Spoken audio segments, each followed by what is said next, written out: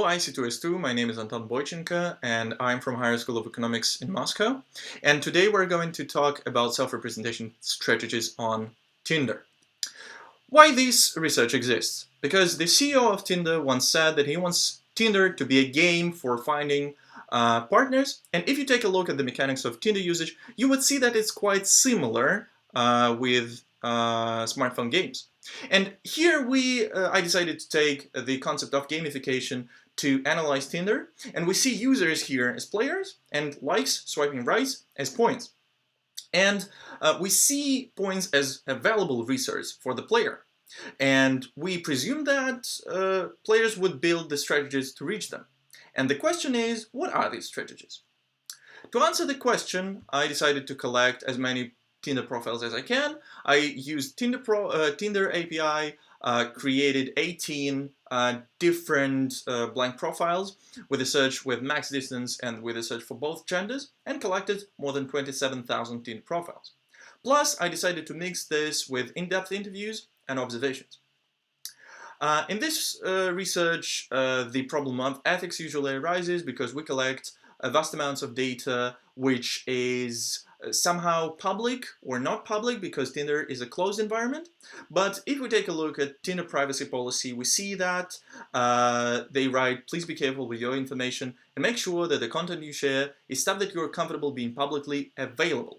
Plus, Zimmer in his research and Birnholz in his conducted a similar one, collecting a lot of profiles from other dating applications, and independent ethics committee found this research ethical. So in this regard, everything is okay. Talking about date analysis is quite simple. I use descriptives, and on the number of photos and the length of bios of Tinder profiles, I built cluster models to find the strategies. What are the results? The first results based on observation is that swiping decision, like or dislike a person, takes less than a second. The movement of the finger literally is very rapid. People do not take a lot of time to make a decision of liking or disliking a person. And the decisions are mostly based on photos. And these pieces of information will help us a little further. What about the strategies?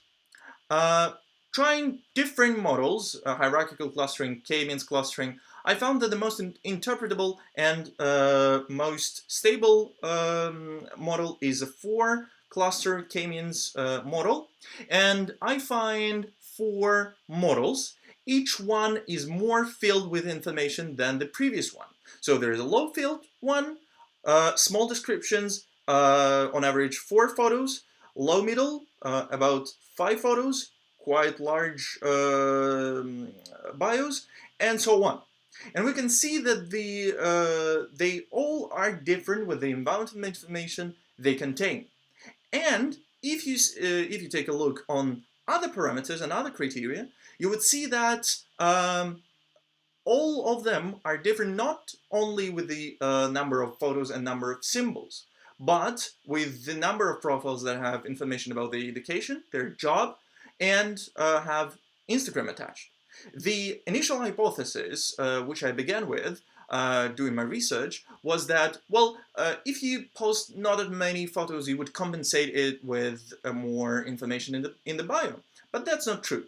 People usually tend to post more in their bio if they post more photos. So these are 4 main strategies. Now about the prevalence of them. The most prevalent strategy is the low-filled one. If you recall, about 4 photos and very, very small descriptions, bios. And the more people post on their Tinder profiles, the less prevalent the strategy is in the sample and in general number of profiles. Why so? There are several explanations for that. First, as we found out, photos are very important. That is why we see a huge number of profiles with, on average, 4 photos and small bios. But why, one might ask, well, a small bio, why not 1 photo on average or 2 photos on average? Because conducting my in-depth interviews, I found out a very interesting thing which I call the balancing effect. The thing is that users try to balance between showing enough about themselves and avoid overloading information about themselves. One of my informants mentioned that he don't want to occupy too much space in the system of Tinder. So again, showing enough for people to understand who you are and not to overload others with information.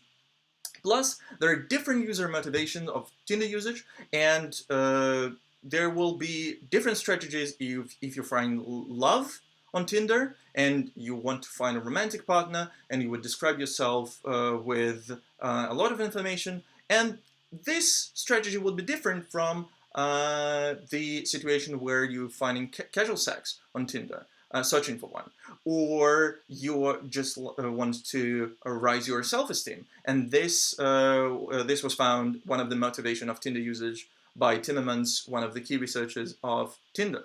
And if you just wanted to raise your self-esteem, you wouldn't post a lot in your bio.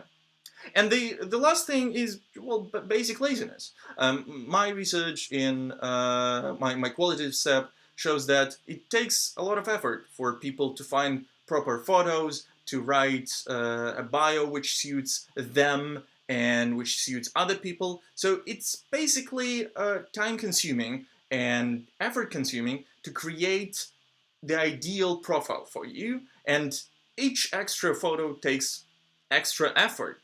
That is why people do not post that much here. So these are the main strategies of self-representation on Tinder, and these are the possible explanation for the prevalence of the low field one. Thank you very much. I would be glad to answer all your questions.